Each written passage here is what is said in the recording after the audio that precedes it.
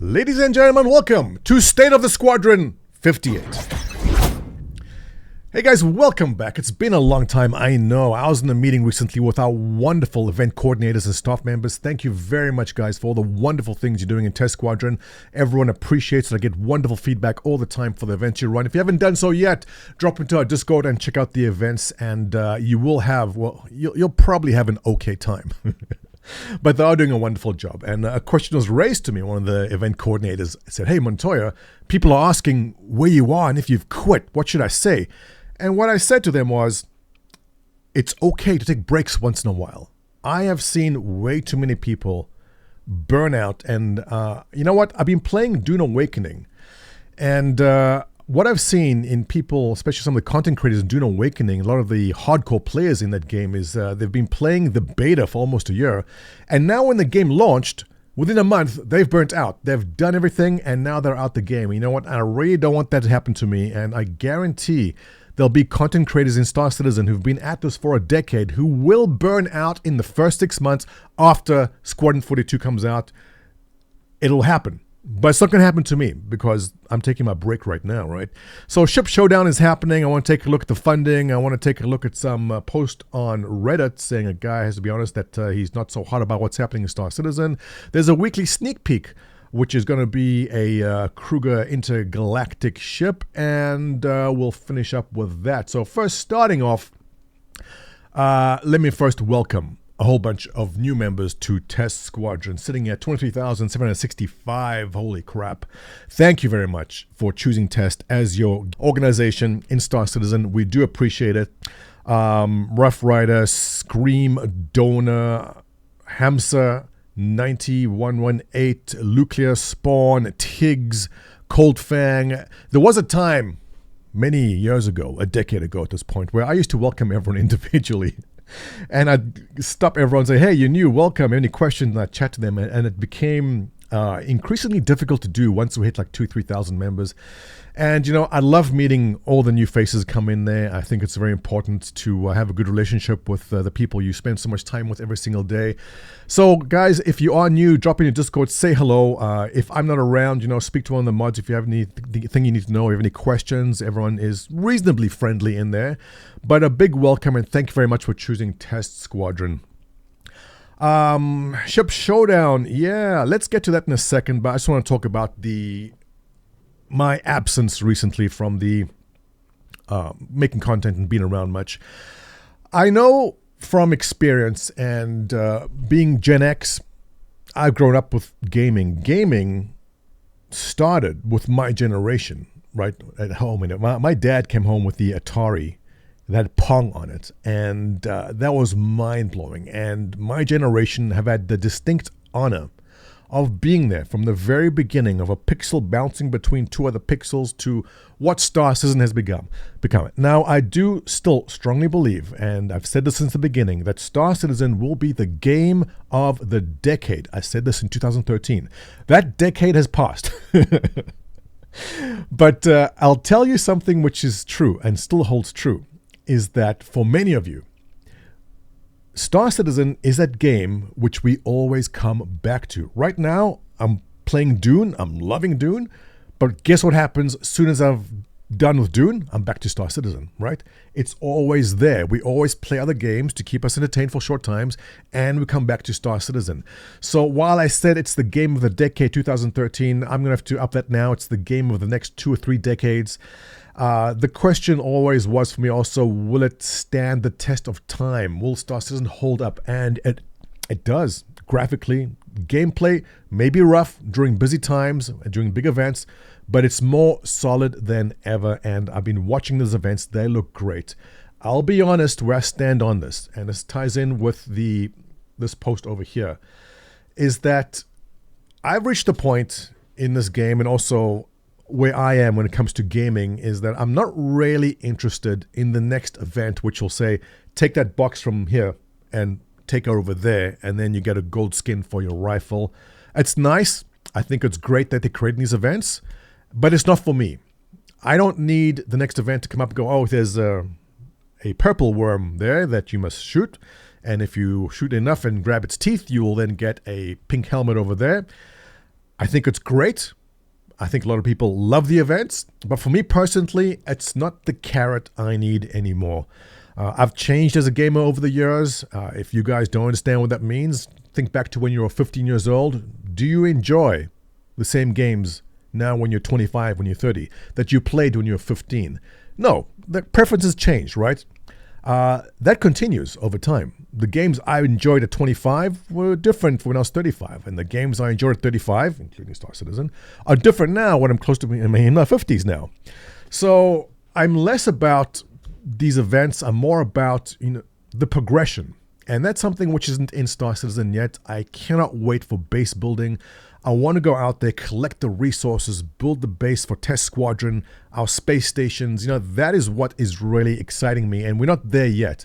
So while I do love what they've done so far with these events, look spectacular, I've actually stepped back and I haven't done too much of it because I want a lot of this to be new to me. You may disagree. You may enjoy playing this game every day, as a lot of you do. And I see in my Discord, day in, day out, more and more people just playing more. I don't know what you guys are doing every single day. Actually, I see what you're doing. But I'm seeing more and more people active now, more than ever. And the game is more stable now, more than ever. Outside of the big events, it's actually running great.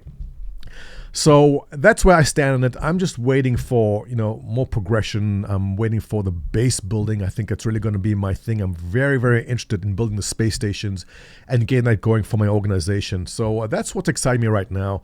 But I do love everything they've done there. And I know I haven't even spoken about the new ship, the Meteor. I don't know what to say about that even. You know what? I love the hull. But as far as the new ships they come out which punch above their weight class, we all know what's going to happen next, right? It'll get nerfed a bit, and everyone will complain and cry as if it's all new.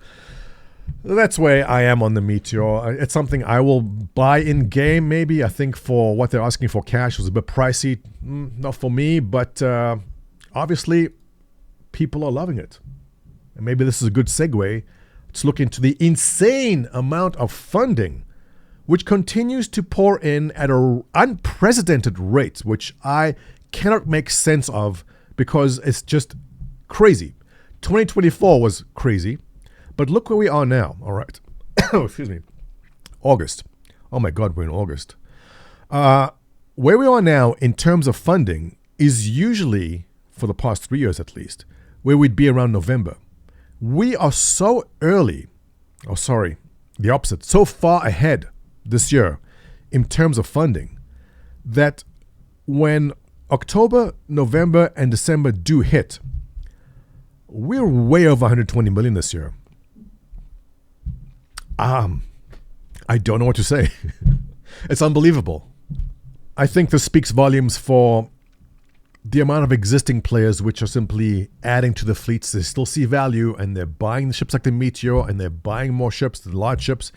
There's a fair amount of new people coming in from the free fly events, but this is incredible. I would never in my life, back in 2015, a decade ago, I wouldn't have believed that this kind of funding would be possible. Yet here we are. So hats off to Star Citizen and their marketing team for pulling off what they have done here, which is incredible. And I'm very, very curious to see where we end up. Well over 120 million this year. Should we say 140, 150? It's going to be insane. And the lack of a CitizenCon also means that they won't be spending the time and energy trying to put that together. So we might even see over 150 million. Do you think? Let's see what happens. I want to touch on this post which I saw on Reddit 6 days ago, and it's kind of negative, but it's also where a lot of people are right now in this game. It's he or she saying, I have to be completely honest, it's not where the game should be in 14 years in development. Basic features like inventory don't work properly. Almost every feature in the game is a buggy mess. That is true sometimes, and if you stepped into this game during a free fly event, definitely there's going to be big issues. But also the game is more stable now than it's been in years. I personally have not experienced a 30K or crash to desktop in a very, very long time. Let me know your experiences. And this individual saying they're embarrassed to mention to people that they even play this game. It's disappointing, and you see people religiously defending this game and harassing people who speak badly about it. Yeah, it's always been like that. Look, it's been like that from the first year, and that's something which won't change. There'll always be people who will speak badly about it, and those people fall into two groups, really. They're the people that just want to hate on the game for the sake of hating on it, but the other group of people that put out the most hate are the ones which actually play the most. They are the number one fans of Star Citizen. And I know it sounds like irony, but it's true. The people who scream and shout and stamp their feet the loudest are usually the ones putting in the most hours and love the game the most. They're very passionate about it, and they really want to see some issues fixed, which is why they make noise about it. So that's not a negative. I mean, that's people who do this, right? The ones who are doing this are screaming the loudest about all the problems too. So don't feel bad or embarrassed about it. It's perfectly normal.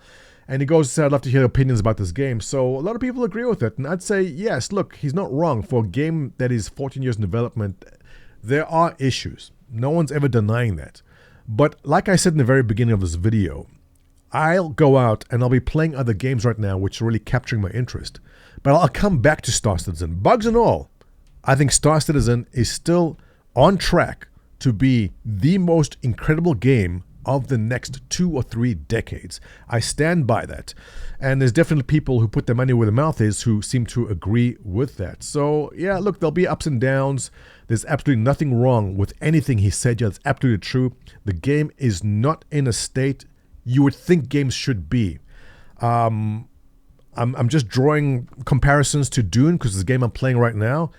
I'm loving the progression in Dune. I'm loving that you go iron and then you get steel and then you work way up into better weapons and better armor. I'm loving that progression, and I realized that something that I'm missing in Star Citizen is exactly that. There are things missing which are not there, and 100% right, there are issues, but still you cannot deny that this game is incredible, and what they're doing, no other studio in the past 14 years with any amount of unlimited budget has come close to being able to produce what Star Citizen is working on here.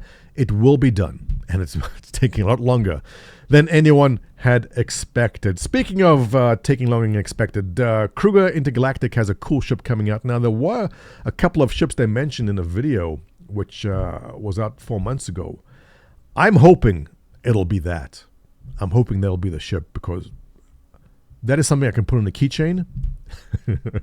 It's a very Naboo fighter from Star Wars type thing, which I absolutely love. I think if it does come out with one of those designs, yeah, I'll be one of the people adding to that bottom line, because I haven't bought a ship in a very, very long time. So I may just do that. But I see we're heading on to 14 minutes. Oh my God, it's been a long time. Let me wrap up by giving a big shout out and thank you to the wonderful people who continue to support the organization. And we'll start off on our forums. Donated money through our forums. We have Fly Casual for 10, Vavrick for 25, Chow Stammer for 5, Bamboozle for 10, Astrosan for 10, and Garrick Duval for 10. And Orion32 for $1. Thank you guys. Every single cent counts. I appreciate it very much. Also, our Patreon backers, ladies and gentlemen of our Patreon, thank you very much for your ongoing support. You are amazing. It's been 13 years going now. You guys have always been there for me. I appreciate it. Thank you very much. And with that, ladies and gentlemen, I will bid you adieu for this episode of Stay the Squadron. Feel free to drop your comments below. Let me know where you stand on Star Citizen right now. Good and bad, I don't mind. Post below, and I'll address some of those comments. I think that'll be a fun video to make. And other than that, I'll catch you in the next one.